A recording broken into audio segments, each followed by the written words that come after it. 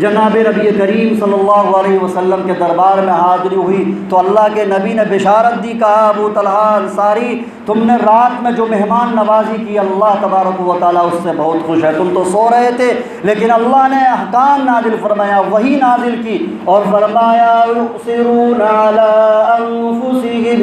ولو کان بہم خصاصہ، یہ وہ لوگ ہیں کہ اپنی حاجت رہتے ہوئے بھی دوسرے کو دے دیتے ہیں، اپنی ضرورت پوری نہیں کرتے، دوسرے کی ضرورتوں کا خیال کرتے ہیں، اپنے بھوکے رہتے ہیں لیکن دوسروں کا پیٹ بھر دیا کرتے ہیں۔ تاریخ انسانی میں ایسی کوئی مثال پیش کر سکتا ہے؟ یہ اسلام کا ایک امتیاز ہے، اور ان لوگوں نے اپنا سب کچھ قربان کر دیا لیکن اللہ کے نبی نے کہا نہیں،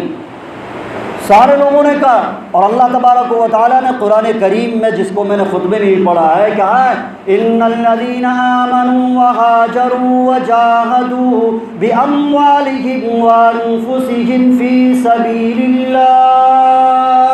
والذین آووا ونصروا اولئک بعضهم اولیاء بعض، بلا شبہ وہ لوگ جنہوں نے ہجرت کی، بے یار و مددگار آئے مکہ سے مدینہ کی طرف اور جہاد کیا اپنی جان سے اپنے مال سے اللہ کے راستے میں، اور وہ لوگ جنہوں نے انہیں ٹھکانہ دیا، والذین آووا ونصروا، جنہوں نے ٹھکانہ دیا اور جنہوں نے ان کی مدد کی، اولئک بعضهم اولیاء بعض، تو یہی لوگ آپس میں بھائی بھائی ہیں، ایک دوسرے کے دوست ہیں، ایک دوسرے کے ولی ہیں۔ اور اس وقت تک یہی حکم تھا کہ اگر کوئی شخص انتقال کر جائے تو وہ بھی وراثت میں اس کا حقدار ہوتا تھا، بعد میں اگرچہ یہ آیت منسوخ ہو گئی۔ وَنَحْنُ عَلَى ذَلِكَ لَمِنَ الشَّاهِدِينَ وَالشَّاكِرِينَ والحمد للہ رب العالمین۔ اللہم صل علی سیدنا محمد وعلی آل سیدنا محمد وبارک وسلم۔ اللہم صل علی سیدنا محمد وعلی آل سیدنا محمد وبارک وسلم۔ اللہم صل علی سیدنا محمد وعلی آل سیدنا محمد وبارک وسلم۔ محترم بزرگوں اور دین بھائیوں، السلام علیکم ورحمۃ اللہ وبرکاتہ۔ سیرت النبی صلی اللہ علیہ وسلم کا اہم موضوع چل رہا ہے۔ مدینہ میں آپ جناب محمد رسول اللہ صلی اللہ علیہ وسلم نے 3 کام فرمائے، 3 پیش قدمی کی اور 3 جو اہم مسائل تھے ان کو حل کرنا شروع کیا۔ پہلا مسئلہ مسجد نبوی کی تعمیر کا تھا، دوسرا جو مسئلہ تھا وہ تھا مہاجرین مکہ کی آباد کاری کا، جس کو سیرت کی کتابوں میں، تاریخ اسلام میں مواخات مدینہ بھی کہا جاتا ہے اور عقد مواخات بھی کہا جاتا ہے، یعنی بھائی چارہ کا نظام، ایسا نظام جس میں لوگ آپس میں بھائی بھائی بن جائیں۔ ظاہر بات ہے کہ ایک بڑی آبادی مکہ سے آئی ہوئی تھی مدینہ میں، اور مدینہ میں جب یہ تقریباً 45 صحابہ کرام تھے جنہوں نے ہجرت کی تھی، جو مہاجرین تھے۔ مہاجرین کی تعداد سیرت نگاروں نے لکھا ہے کہ 45، کسی نے 50 بھی کہا ہے لیکن اکثر لوگوں نے 45 کہا ہے۔ تو یہ 45 لوگوں کی ایک جماعت تھی جن کو آباد کرنا تھا۔ جناب محمد رسول اللہ صلی اللہ علیہ وسلم کے سامنے ایک بہت بڑا چیلنج تھا یہ۔ ان کی کئی صورت ممکنہ صورتوں میں سے ایک صورت یہ بھی تھی کہ مہاجرین مکہ کی علیحدہ ایک آبادی بسا دی جاتی، ایک بستی بسائی جاتی، علیحدہ طور پر ان کو آباد کیا جاتا، لیکن جناب محمد رسول اللہ صلی اللہ علیہ وسلم کی پیغمبرانہ فراست اور مردم شناس نگاہ نے اس کو مسترد کر دیا، ٹھکرا دیا۔ اس کو آپ نے قبول نہیں کیا کہ مدینہ کے اندر ہی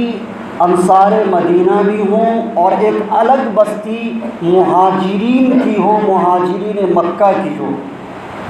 اس کی کئی وجوہات ہو سکتی تھیں۔ پہلی وجہ تو یہ بھی ہے کہ اگر دونوں الگ الگ آباد ہوں گے،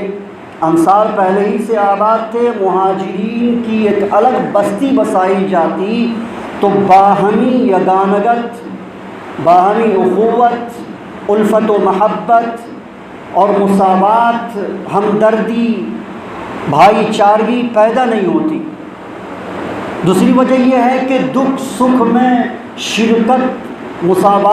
شرکت کے لحاظ سے جو مساوات ہوتا، مساوی سطح جو ہوتی، اس کے درمیان یہ نئی آباد کاری، نئی بستی خلیج بن جاتی۔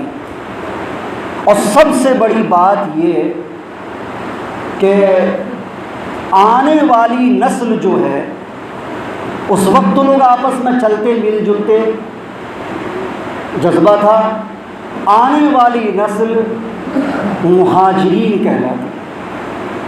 انصار مدینہ کی جو نسل آئندہ کی آتی وہ انہیں مہاجرین کہتے۔ جیسے کہ آپ دیکھیں کہ پڑوس ملک میں ہندوستان سے جتنے لوگ گئے یہاں سے، آج تک انہیں مہاجرین کا طعنہ سننا پڑتا ہے۔ لیکن اللہ کے نبی صلی اللہ علیہ وسلم کی پیغمبرانہ فراست پر قربان جائیے کہ اللہ کے نبی نے اس کو مسترد کر دیا، کہا نہیں، الگ سے ایک بستی نہیں بسائی جائے گی، بستی اسی بستی کے اندر ان تمام لوگوں کو بھائی چارہ کے نظام کے تحت آباد کیا جائے گا۔ چنانچہ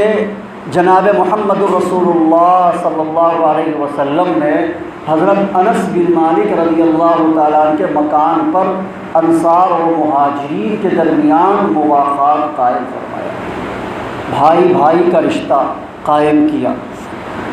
اچھا، اس سے پہلے عقد مواخات سے پہلے یا مواخات مدینہ سے پہلے عرب کے اندر ایک عقد تھا بہت مشہور جو چلا کرتا تھا، وہ تھا عقد موالات۔ یہ عقد موالات کیا ہے؟ عقد موالات یہ تھا کہ کسی دوسرے قبیلے کا کوئی انسان کسی قبیلے میں آتا اور اس سے معاہدہ کرتا، اس قبیلے کا وہ فرد بن جاتا، اس قبیلے میں رہتا، اسی کا بھائی بن جاتا،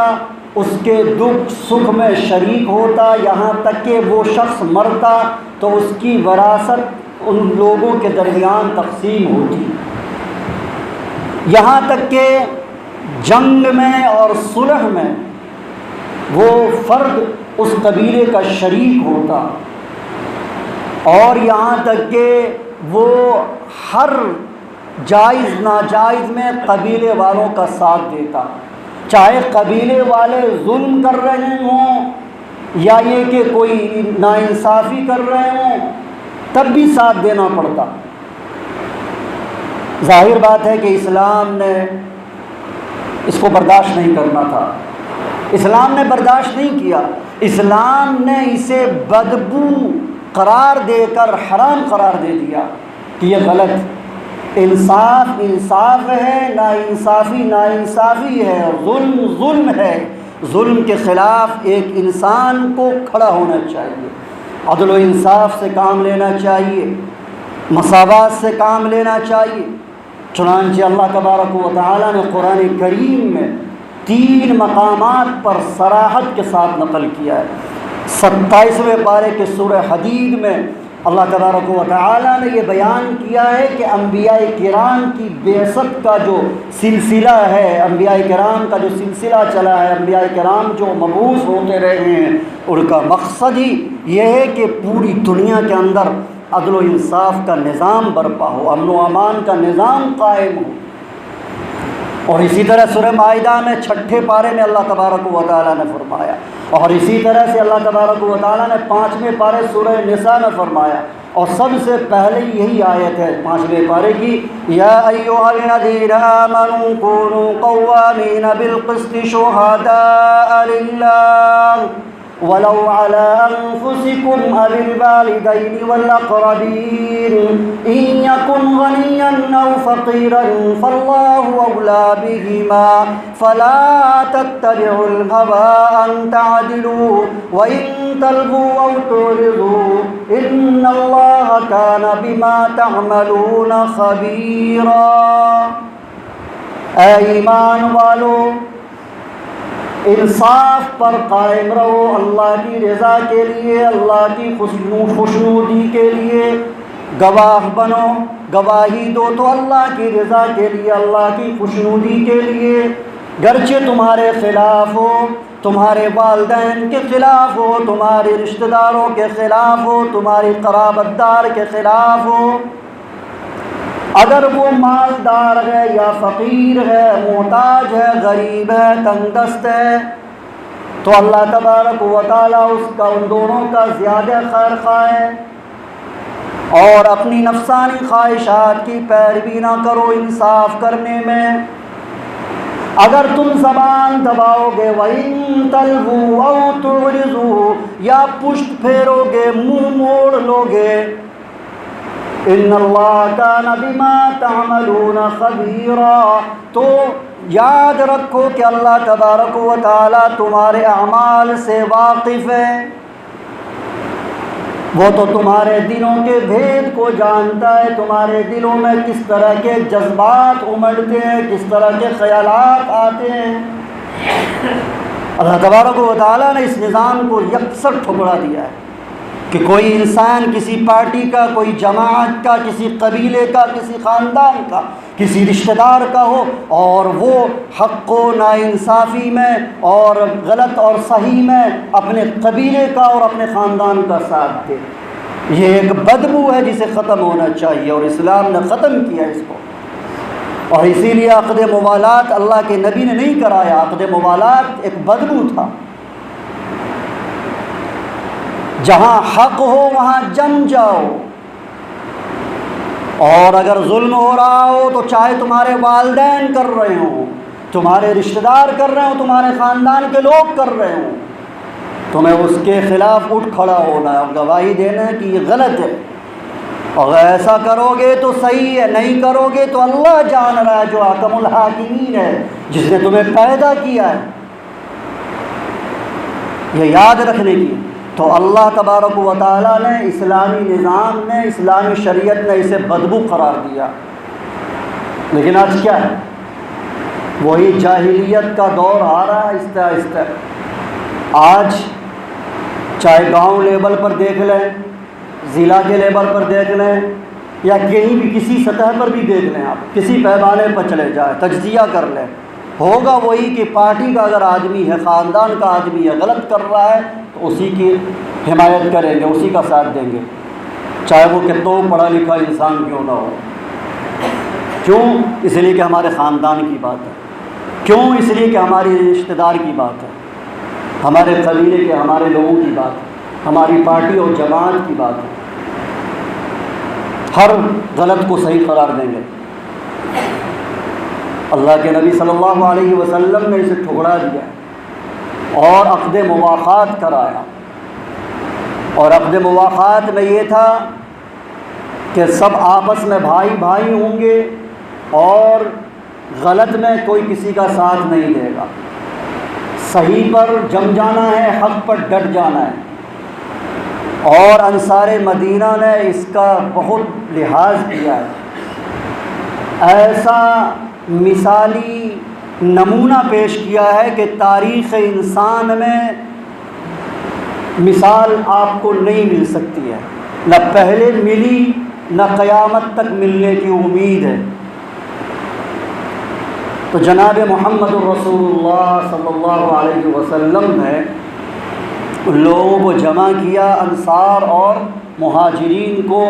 اور نام بنام لے کر ایک طرف سے مہاجرین ایک طرف سے انصار کو لیتے اور کہتے کہ یہ دونوں آپس میں بھائی ہیں، اب سے تم دونوں آپس میں بھائی اور آپس میں بھائی اللہ کے نبی نے بنا دیا تو یہ صرف منہ زبانی نہیں، انصار مدینہ نے اس کا لحاظ اتنا کیا کہ اپنی پراپرٹی میں، اپنی جائیداد میں، حتیٰ کہ انصار مدینہ نے اپنی بیویوں میں آدھا شیئر کر لیا۔ حضرت عبد الرحمن بن عوف کا نام آپ نے سنا ہوگا رضی اللہ عنہ، بہت مالدار صحابی، مہاجرین میں سے ہیں، مکہ سے ہجرت کر کے آئے ہیں، بہت بڑے تاجر، بزنس مین، تجارت کے اصولوں سے پورے طور پر واقف۔ یہ چلے گئے حضرت سعد بن ربیع رضی اللہ تعالیٰ عنہ کے حصے میں، یہ دونوں آپس میں بھائی ہو گئے۔ حضرت سعد بن ربیع یہ بھی بہت بڑے مالدار، کئی 2 باغ، 2 مکان، 2 بیویاں۔ حضرت سعد بن ربیع رضی اللہ تعالیٰ عنہ نے کہا عبد الرحمن بن عوف، اس وقت پردے کے احکام نازل نہیں ہوئے تھے، کہ آئیے دیکھیے یہ میری دونوں بیوی ہے، ان دونوں میں سے جو آپ کو پسند ہو آپ بتائیں، میں طلاق دے دیتا ہوں اور عدت گزرنے کے بعد آپ ان سے نکاح کر لیں۔ کیا تاریخ انسانی میں ایسی کوئی مثال مل سکتی ہے؟ لیکن عبد الرحمن بن عوف کی غیرت تھی، کہا نہیں، سعد بن ربیع تمہیں مبارک ہو، اللہ تبارک و تعالیٰ تمہارے مال میں، تمہاری اولاد میں، تمہاری جائیداد میں برکت عطا فرمائے، مجھے تم بازار کا راستہ دکھا دو۔ چنانچہ انہوں نے بازار کا راستہ دکھا دیا، بازار گئے، صبح سے شام تک تجارت کی، جب لوٹے تو کچھ گھی اور پنیر لے کر لوٹے۔ انہوں نے بازار مدینہ میں جا کر گھی اور مکھن اور پنیر کا کاروبار کیا، اور سور من الصحابہ ایک کتاب ہے، اس میں لکھا ہے کہ عبد الرحمن بن عوف کا جب انتقال ہوا تو ان کے پاس اتنی دولت تھی، اتنے سونے تھے، 4 بیویاں تھیں ان کی نکاح میں۔ اس وقت جب ان کا انتقال ہوا 4 بیوی، اور سونے اتنے تھے کہ ان کے بال بچوں اور بیویوں کے درمیان کلہاڑا سے سونا کو کاٹ کر تقسیم کیا گیا۔ عبد الرحمن بن عوف آئے تھے بے یار و مددگار، کچھ بھی نہیں تھا، جسم پہ کپڑا پہن کے آئے ہوئے تھے۔ انصار مدینہ نے ان کا ساتھ دیا، اور پھر یہ کہ وہ اپنے خداداد صلاحیت اور اپنے ہنر سے تجارت کرنے کے بعد اتنے کامیاب ہوئے کہ جب انتقال ہوا تو سونے کا ڈھیر تھا ان کے پاس۔ لیکن یہ مسئلہ نہیں ہے، مسئلہ یہ ہے کہ انصار مدینہ نے بھائی کا رشتہ جو اللہ کے نبی نے قائم کیا تھا، اخوت کا نظام برپا کیا تھا، اس کو نبھایا ہے۔ ایک واقعہ بہت مشہور ہے، آپ نے سنا ہوگا، کئی مقرروں سے اور کتابوں میں پڑھا بھی ہوگا یا کتابوں میں پڑھتے ہوئے سنا ہوگا، ابو طلحہ انصاری رضی اللہ تعالیٰ عنہ، جناب محمد رسول اللہ صلی اللہ علیہ وسلم کے دربار میں کوئی شخص آتا تو آپ کوشش کرتے کہ میرے گھر سے اس کی میزبانی ہو، لیکن کئی دنوں تک آپ کے گھروں میں بھی چولہا نہیں جلتا، تو کسی صحابی سے فرماتے کہ کون ہے جو اس مہمان کی آج مہمان نوازی کرے، میزبانی کرے۔ ایک شخص آیا، اللہ کے نبی نے فرمایا کوئی ہے جو اس کی میزبانی کرے؟ حضرت ابو طلحہ انصاری کھڑے ہو گئے رضی اللہ عنہ، اے اللہ کے نبی میں کروں گا۔ لے گئے ساتھ، رات میں گئے تو رات میں پوچھا اپنی بیوی سے کہ کچھ کھانے وانے کو ہے؟ کہا اتنا ہے کہ بچے جتنا کھا لیں، بس ہم لوگوں کے لیے بھی نہیں ہے۔ کہا بچے کو بہانہ بنا کر سلا دو، بہانہ وہانہ کر کے سلا دو، اور جب وہ مہمان کھانے لگے تو تم اٹھنا، چراغ کو صحیح کرنے کے بہانے سے اس کو بجھا دینا۔ چنانچہ بہانہ کر کے سلا دیا۔ وہ مہمان اور ابو طلحہ انصاری رضی اللہ تعالیٰ دونوں کھانے کے لیے بیٹھے، ان کی اہلیہ محترمہ نے کھڑے ہو کر چراغ کو صحیح کرنے کے بہانے سے بجھا دیا۔ اب وہ ایسا شو کر رہے ہیں، دکھا رہے ہیں کہ میں بھی کھا رہا ہوں، لیکن وہ کھا نہیں رہے تھے، مہمان کو کھلا رہے ہیں۔ مہمان یہ سمجھ رہا ہے کہ ہمارے سامنے بیٹھا جو میزبان ہے وہ بھی کھا رہا ہے۔ اسی طرح انہوں نے سیر ہو کر کے پورا کھانا کھایا، پیٹ بھر کے کھانا کھا کے سو گیا۔ ادھر ابو طلحہ انصاری رضی اللہ تعالیٰ عنہ سوئے ہوئے، سارے لوگ سوئے ہوئے۔ کل ہو کر کے جب جناب نبی کریم صلی اللہ علیہ وسلم کے دربار میں حاضری ہوئی تو اللہ کے نبی نے بشارت دی، کہا ابو طلحہ انصاری تم نے رات میں جو مہمان نوازی کی اللہ تبارک و تعالیٰ اس سے بہت خوش ہے۔ تم تو سو رہے تھے لیکن اللہ نے احکام نازل فرمایا، وحی نازل کی اور فرمایا یؤثرون علی انفسہم ولو کان بہم خصاصہ، یہ وہ لوگ ہیں کہ اپنی حاجت رہتے ہوئے بھی دوسرے کو دے دیتے ہیں، اپنی ضرورت پوری نہیں کرتے، دوسرے کی ضرورتوں کا خیال کرتے ہیں، اپنے بھوکے رہتے ہیں لیکن دوسروں کا پیٹ بھر دیا کرتے ہیں۔ تاریخ انسانی میں ایسی کوئی مثال پیش کر سکتا ہے؟ یہ اسلام کا ایک امتیاز ہے، اور ان لوگوں نے اپنا سب کچھ قربان کر دیا، لیکن اللہ کے نبی نے کہا نہیں، سارے لوگوں نے کہا۔ اور اللہ تبارک و تعالیٰ نے قرآن کریم میں، جس کو میں نے خطبے میں ہی پڑھا ہے، کہا ہے ان الذین آمنوا وہاجروا وجاہدوا باموالہم وانفسہم فی سبیل اللہ والذین آووا ونصروا اولئک بعضهم اولیاء بعض، بلا شبہ وہ لوگ جنہوں نے ہجرت کی، بے یار و مددگار آئے مکہ سے مدینہ کی طرف اور جہاد کیا اپنی جان سے، اپنے مال سے اللہ کے راستے میں، اور وہ لوگ جنہوں نے انہیں ٹھکانہ دیا، والذین آووا ونصروا، جنہوں نے ٹھکانہ دیا اور جنہوں نے ان کی مدد کی، اولئک بعضهم اولیاء بعض، تو یہی لوگ آپس میں بھائی بھائی ہیں، ایک دوسرے کے دوست ہیں، ایک دوسرے کے ولی ہیں۔ اور اس وقت تک یہی حکم تھا کہ اگر کوئی شخص انتقال کر جائے تو وہ بھی وراثت میں اس کا حقدار ہوتا تھا۔ بعد میں اگرچہ یہ آیت منسوخ ہو گئی، تو اس میں مہاجرین اور انصار دونوں کی تعریف ہے، اللہ تبارک و تعالیٰ نے تعریف کی۔ تو اللہ کے نبی صلی اللہ علیہ وسلم نے اخوت کا، بھائی چارہ کا نظام برپا کیا، قائم فرمایا، اور یہ ایک ایسی مثال تھی کہ آنے والی نسلوں نے اور لوگوں نے اس کو تعجب خیز بتایا اور تعجب کی نگاہ سے دیکھا کہ اللہ کے نبی نے کتنی دور اندیشی کا مظاہرہ کیا، اور آپس میں ایک دوسرے میں گھل مل گئے، اور مہاجرین نے بھی ان کا ساتھ دیا۔ تو یہ عقد مواخات ہے، اور مواخات مدینہ کے نام سے اس کو جانا جاتا ہے۔ تیسرا جو نصیحت نبوی کا اہم پہلو ہے مدینہ جاتے ہی، وہ ہے میثاق مدینہ۔ انشاءاللہ پھر اس پر آئندہ ہفتے گفتگو ہوگی، حیات باقی تو بات باقی، اور اللہ تبارک و تعالیٰ سے دعا فرمائے کہ اللہ تبارک و تعالیٰ ہم سب کو کہنے سننے سے زیادہ عمل کی توفیق عطا فرمائے، سیرت نبوی کے اس پہلو پر بھی غور و فکر کر کے اس کو اپنانے کی توفیق عطا فرمائے۔ آمین۔ وآخر دعوانا الحمد للہ رب العالمین۔